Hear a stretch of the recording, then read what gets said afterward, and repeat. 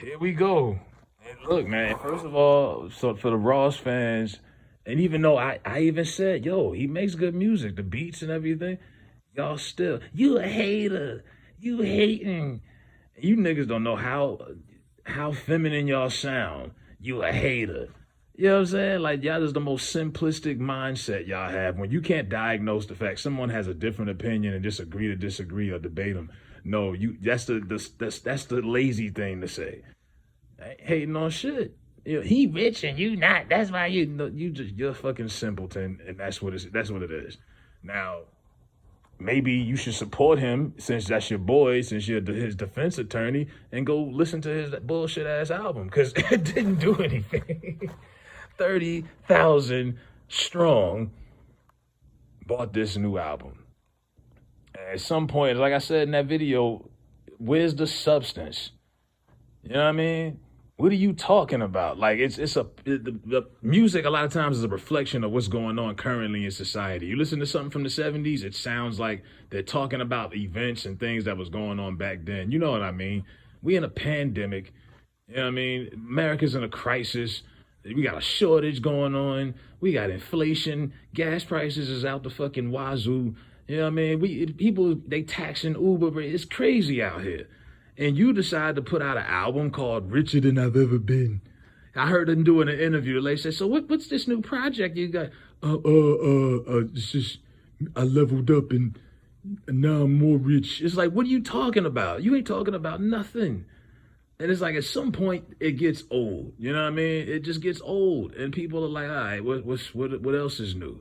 It's the same rerun. Some people are suckers for it. They're going to always tune in. And it's cool. You got your fan base.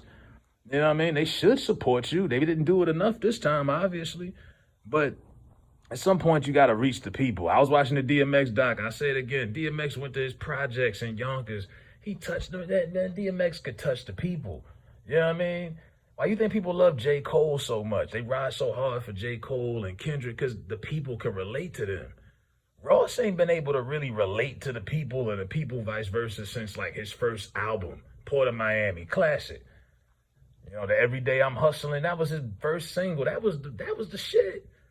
That was relatable. The dope boys could relate to that on the corner, and the janitor pushing the broom in the high school auditorium could relate to that. Am I lying? Everybody can relate to that shit. Now it's just a bunch of, okay, we get it. You know what I'm saying? Like, what else are you bringing to the table? What have you really contributed to the game substance-wise? You know what I mean? People say, well, that's just not who he is. Yeah, you're right. But when you start comparing him to the all-time greats, and when you got people like Diddy saying that he's the best since Big, I guess because he's fat, I guess that's why. You know, because damn sure, I don't even know what his best verse is. I never hear too many people bring about his best verses. What's his best verse? Since I'm hating on him, I might as well go in. What's his best verse? What's his best punchline? Let's go. You know what I mean? This is what I've been hearing every other hour. I see another comment. It's like, I gave him credit for his music. We talking about the substance in these records. There's nothing in this shit. And you wonder why it sold what it sold and people ain't fucking with it like that. Now, he's got mad features. You got Wiz Khalifa, 21 Savage, Wale. He got like 10 features. You know it ain't a Ross album without at least 10 features because that's his thing. You know what I mean? I remember he did Teflon Don. It was 10 tracks with 9 features. I said, get the fuck out of town. This nigga, that was a compilation album. That was a group effort. You know what I mean? How many features was on Biggie's first album? 1? I think Jay had 2 on Reasonable Doubt. Nas had 1. That was a group album you put out, Ricky. But he does that, and it usually works. It didn't work this time. Even with the big names, it did not work. It's time for you to do some soul searching and tap into that inner you. We don't even know nothing about you. We just know you like to dress up and, act like other people. But he's a character. You know what I mean? He is in character mode 24/7. As soon as he see them cameras on, that light flashing, he jump into character.